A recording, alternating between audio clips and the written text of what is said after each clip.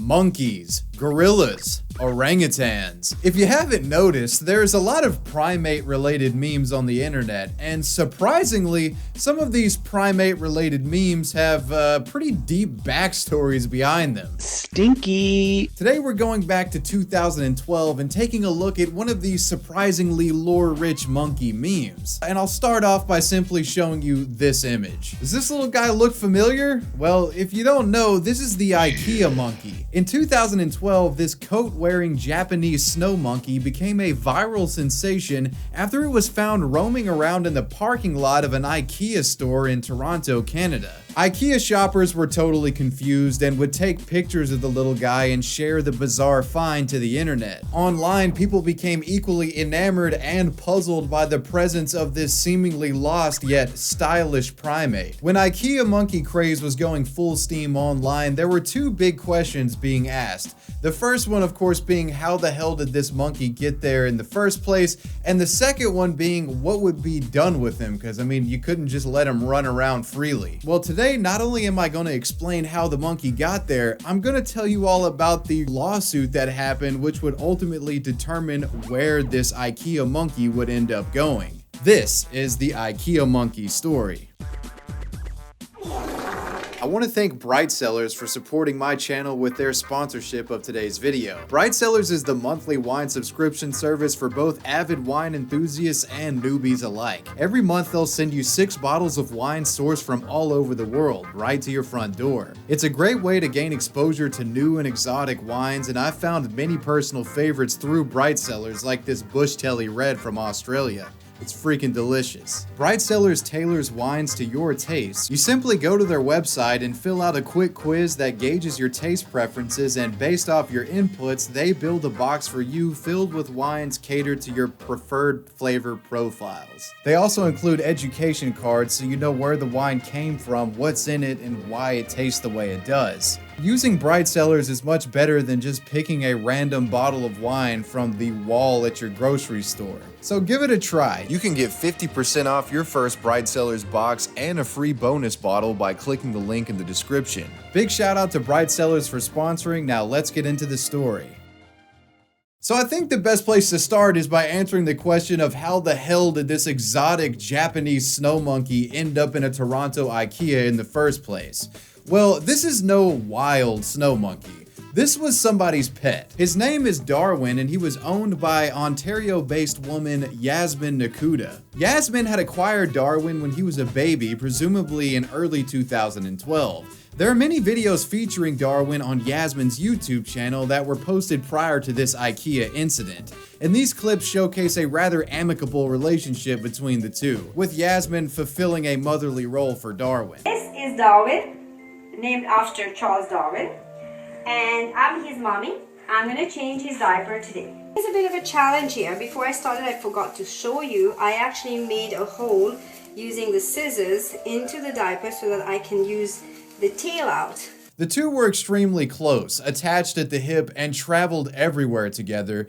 And this is what leads us to the Ikea incident. On December 9th of 2012, a cold winter day, Yasmin donned Darwin with a shearling coat and drove to Ikea to do a bit of shopping. Since Darwin could not be brought inside of the store, Yasmin left Darwin inside of her parked car, locked inside of a travel crate.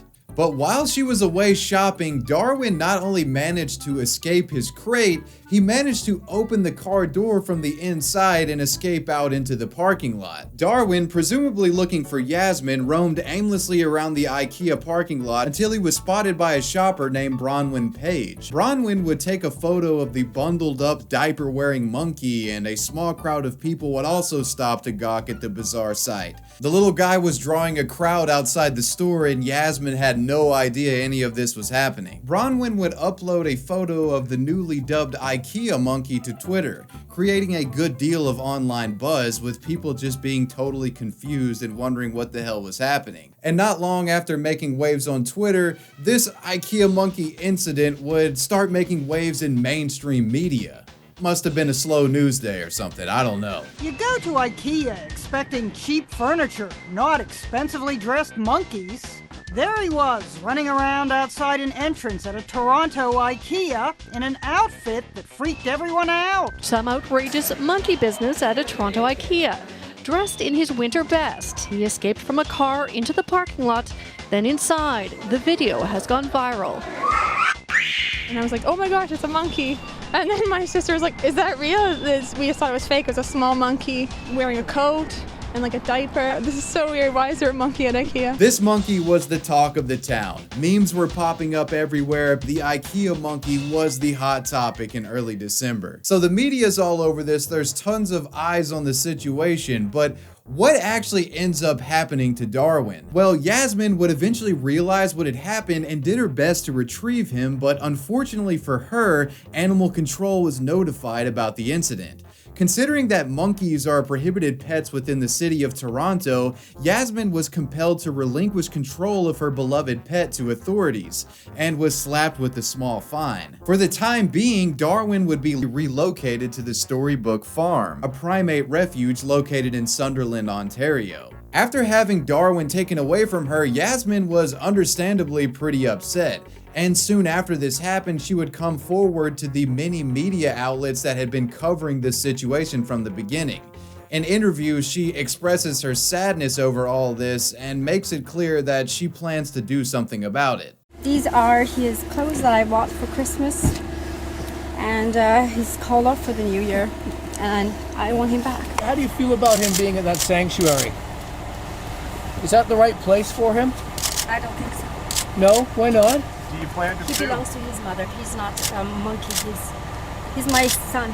As Yasmin would come forward publicly, you also had the internet commenting on her in addition to the situation. The internet's reaction was mixed. You had your online animal activists who were railing on Yasmin for owning an exotic pet in the first place, and then on the other hand, you had people who genuinely just felt bad for her because it did seem like she had a genuine bond with the little guy. But regardless of how the internet felt about Yasmin or her monkey, one thing became clear very soon.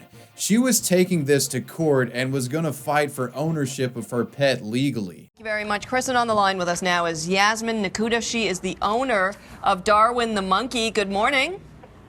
Good morning.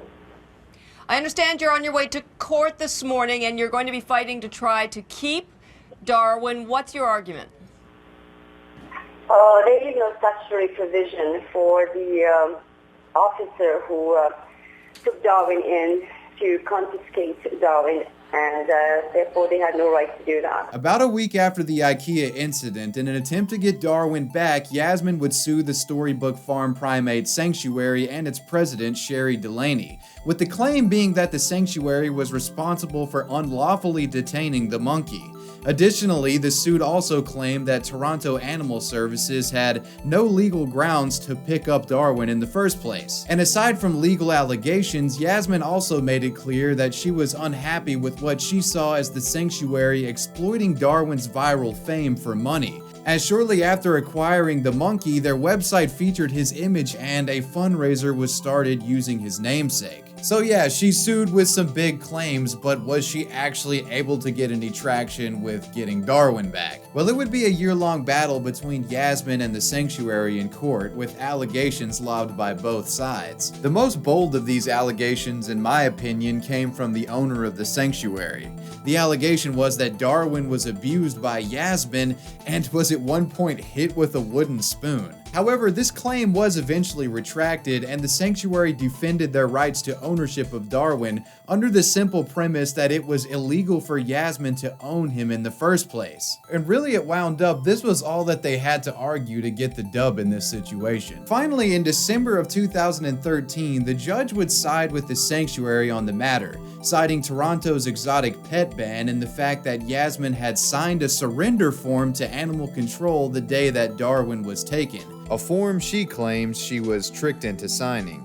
The case was dismissed. Yasmin would not be getting back her beloved Darwin, and he would remain at the sanctuary indefinitely. And on top of that, Yasmin was ordered by the courts to pay $83,000 to cover the sanctuary's legal fees. Now, Yasmin would end up filing an appeal to this suit later on, but dropped it and eventually just abandoned any legal route trying to get her pet back. She kind of just gave up on the matter. Darwin still remains at the Storybook Wildlife Sanctuary to this day, and it seems like he's doing pretty well there and fitting in with the other animals.